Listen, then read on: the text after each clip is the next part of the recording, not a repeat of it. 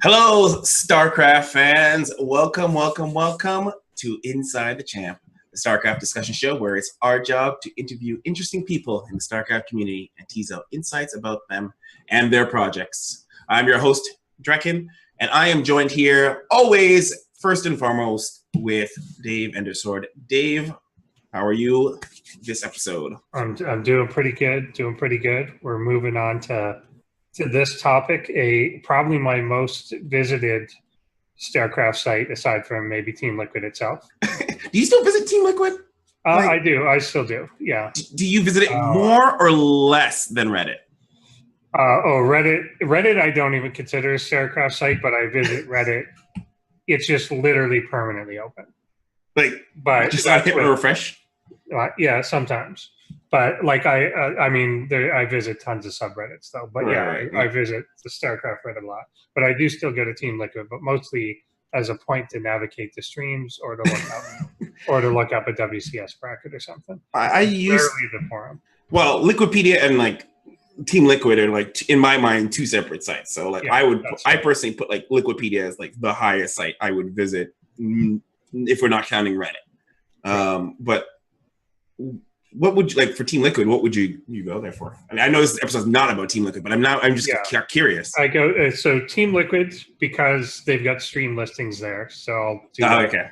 Occasionally, there's like a front page story that I will read. Right. I very rarely comment there, but if there's something like in particular, like a Canadian thing or threads about Massa cheesing people 12 times, stuff like that, I'll jump into that, but I almost never do. But yeah, I don't have Liquipedia like bookmarked or anywhere, but I've got Team Liquid, and then I just immediately click over to Liquipedia. That's kind of fascinating. Like for me, Liquipedia is like hot. Like I don't know, hot when Google autofills. Yeah. So when I type Liquid, it automatically goes to Liquipedia. Mine's always that. Do you ever do like that Chrome open a new tab thing, and it's got like the 8 most visited sites? Yeah. For you there. So Team Liquid is like number 7 for me. But so I just always click that and go to wherever I want to go. So, but let's talk about the non-Team Liquid site that we're going to be talking about here. And that's the one that I always visit in conjunction with Liquipedia. Now, I'm always curious. We're going to ask our guests, and as we're going to introduce them. But I'm curious, like you do some gambling. Yeah. Do you ever use the site for it? Like, I don't know if that's ever a thing for you. Yeah, definitely. Because it's the same as you would look up if you're betting on a sport. You're going to look up the 2 teams, the match history, and things like that. If you're about to bet on 2 players that might be playing each other, then there's a handy dandy site out there that will infer their performance against one another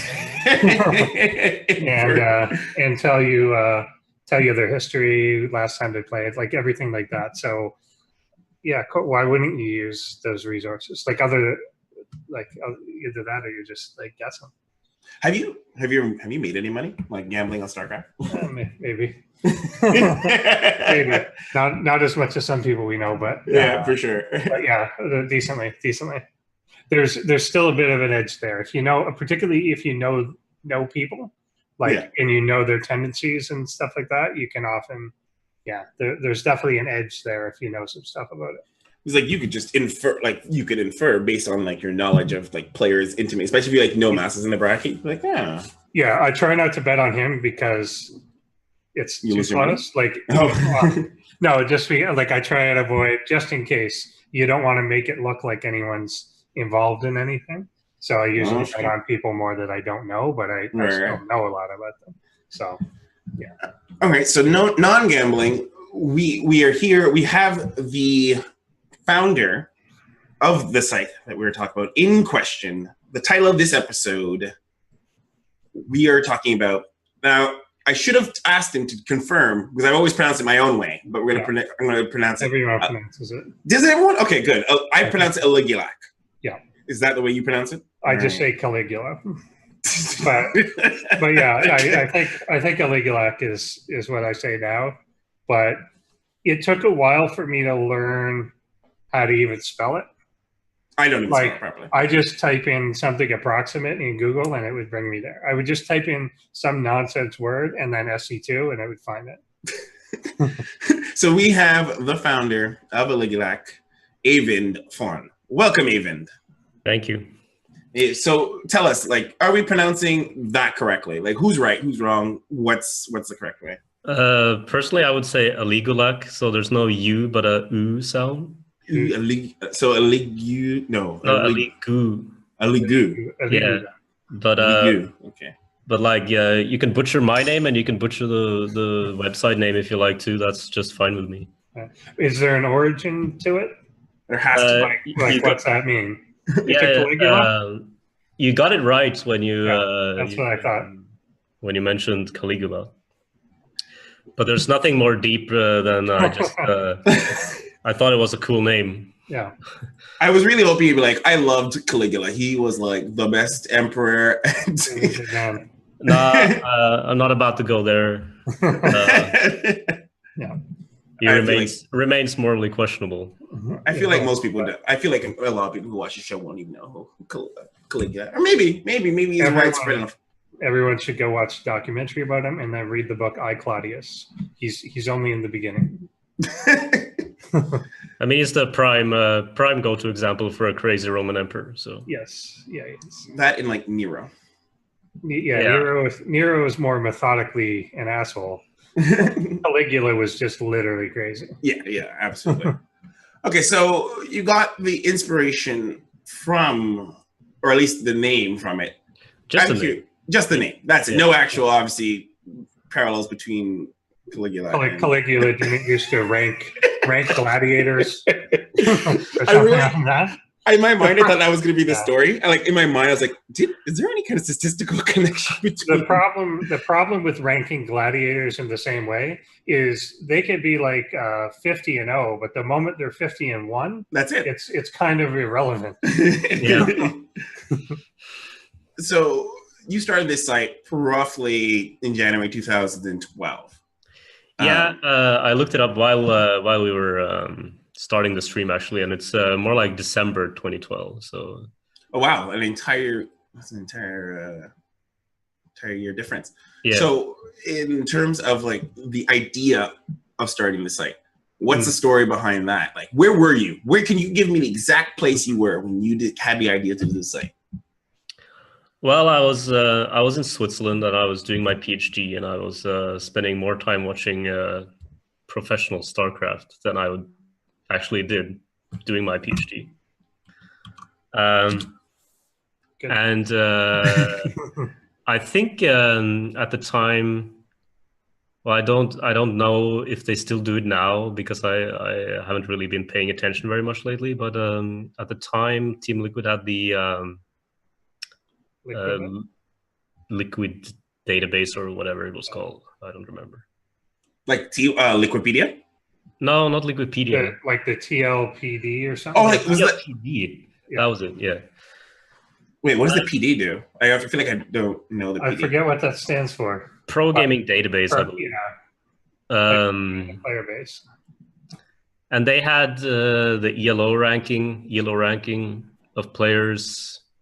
And there were a few other websites that tried to do something similar, but I kind of felt like, well, I had some ideas about if I could improve it, maybe.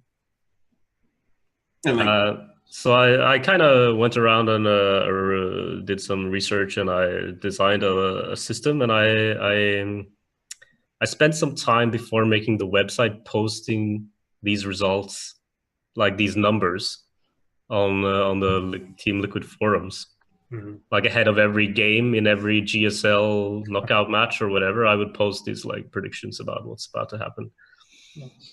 Like did you do it like a wizard, or did you tell people you're doing it by stats, or you just like?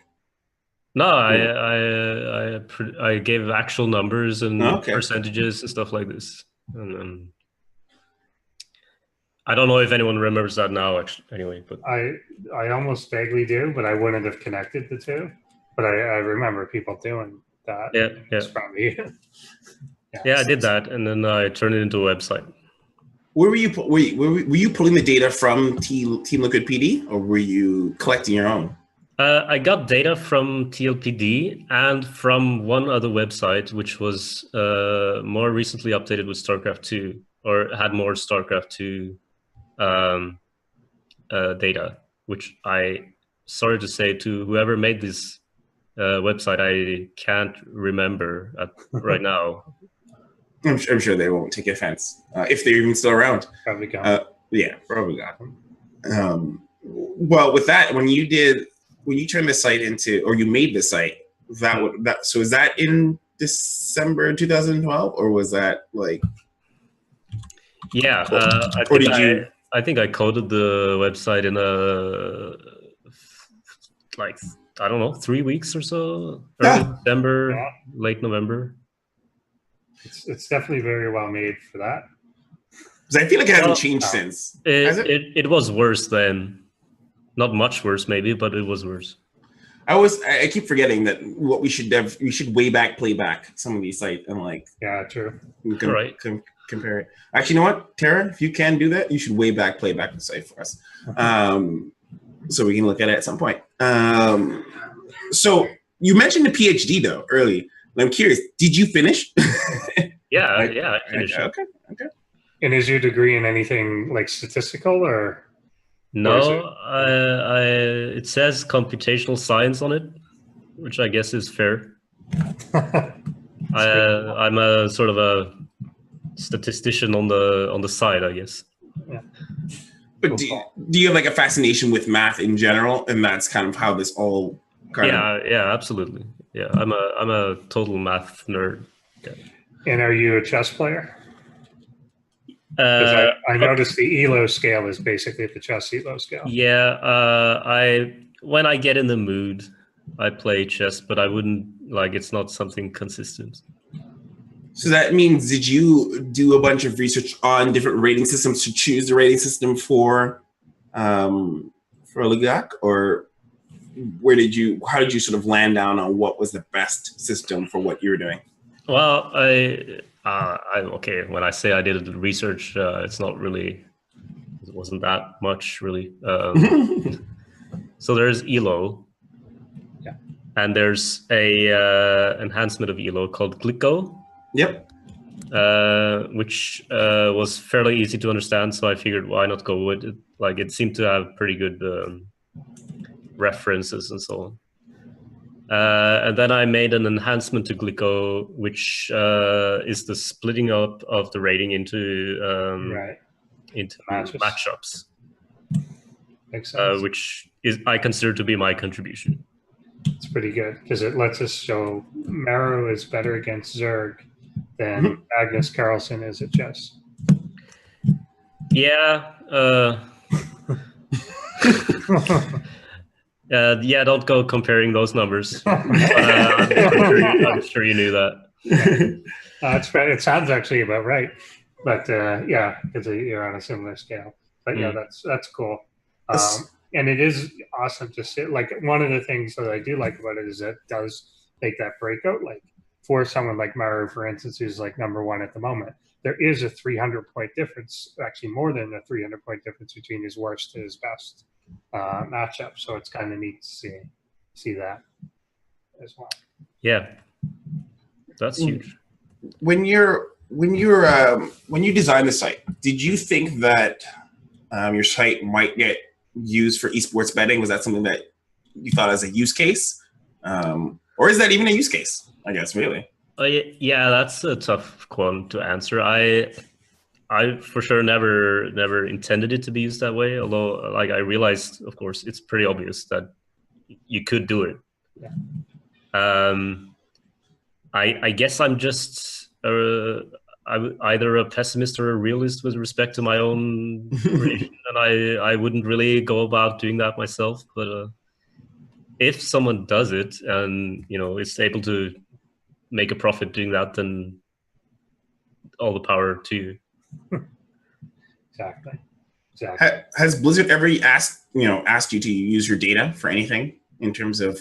No, not Blizzard, but other people have, and I don't really know what they do with it, but like, like other like broadcast, like ESL or something like that, or just third parties unrelated? Or there's people who want to use the database to do their own statistical projects. There's been people who wanted to display predictions live on stream during major tournaments, stuff like that, which didn't turn out very well, but you know, whatever. What do you mean it didn't turn out to? Like visually too? Yeah, no, this is a bit of a funny story. DreamHack was in contact with us like 5 years ago or something like this, and they wanted to do this.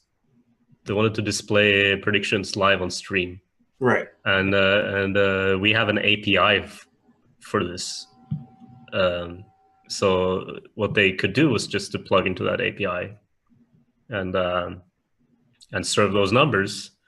But then, you know, when DreamHack was going on, I got a slightly upset email that it wasn't working, which was it was true that it wasn't working, and they had been using the wrong URL for this. How on earth they managed to get it to work during testing, I have no idea, because it was just wrong. They probably didn't. But yeah, I don't know what's happened there, but they were not super happy with me.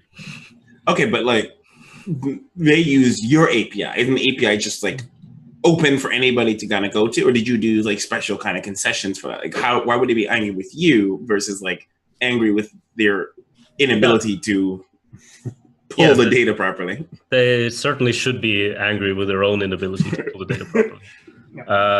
But I guess they were just angry with me because the guy I was in contact with wasn't a tech person. I see. Well, there's your problem. Yeah, perhaps. Yeah.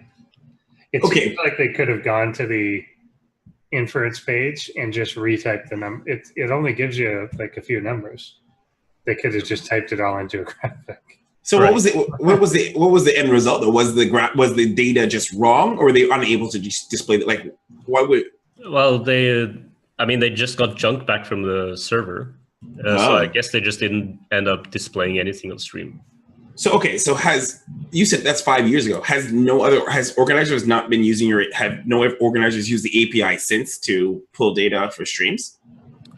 Not to my knowledge. Really? No.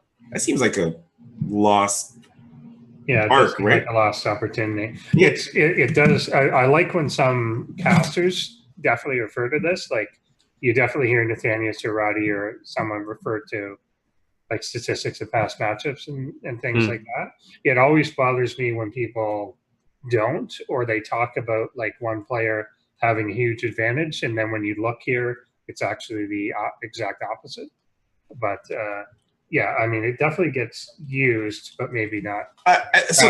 So in my mind, I always assumed up until this point that a lot of people were just pulling that kind of data into their broadcasts, and then that they were just feeding it to casters. So, Dave, do you know if like casters are just pulling the site on like their phones and just represencing?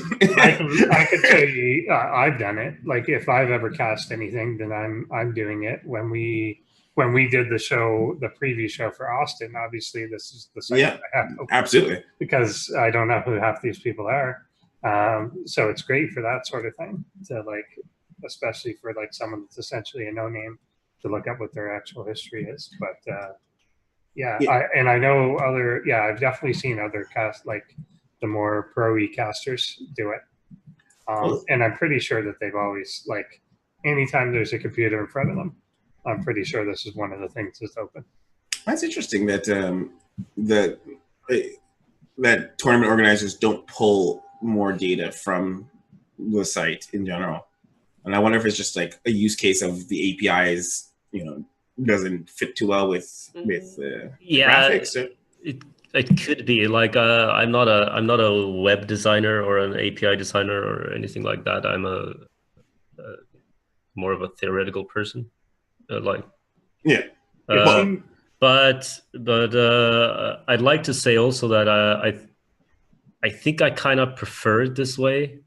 If the numbers are sort of filtered through through the minds of a caster who can interpret them correctly and present them in a way that's interesting instead of just raw dumping numbers to the stream. Yeah, because interpretation is always they have to be interpreted before they're useful. Right, like changing data into information. So right. So what's the what would you say is the most misinterpreted data that you found in your channels when people talk to you about stats on your sites? So we've the biggest problem by far in judging the relative skills of StarCraft players, at least this was the biggest problem when we started the website, was how good are the Koreans really with respect to non-Koreans? Because at the time, they didn't play each other very much. Like non-Koreans and Koreans, or? Yeah, so Koreans, they stayed in Korea, they played in GSL, and they played in, all these other tournaments that they have, and foreigners stayed over here, or outside Korea, playing in their own tournaments. And so you have these two rating pools, and whenever two foreigners meet, they trade points between each other, and whenever two Koreans meet, they trade points with each other. But only when a foreigner meets a Korean, there is a point transfer between the two pools, right? Right. So in the beginning, we had some serious problems because the foreigners had clearly ratings that were too high. Because they hadn't met Koreans enough to get these points taken away from them, so to speak. Yeah, that makes sense. It's definitely something you see on it that and I expect times Massa or Scarlet's been in the top 5 or something, and they're not. Yeah, I expect this is a problem that continues to this day, which brings me back to interpretation and this topic. So is the interpretation of